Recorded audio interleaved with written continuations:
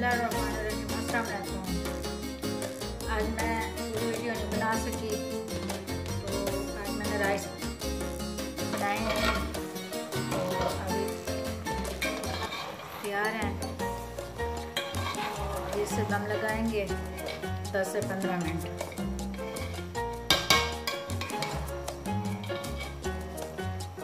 बिल्कुल सादा राइस बनाया है।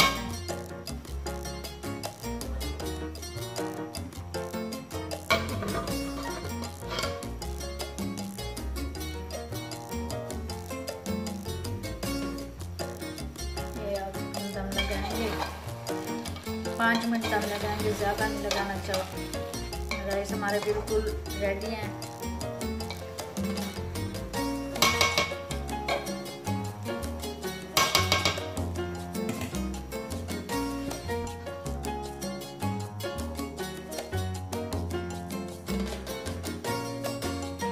ये 5 मिनट हमें इसी तरह दम लगाएंगे।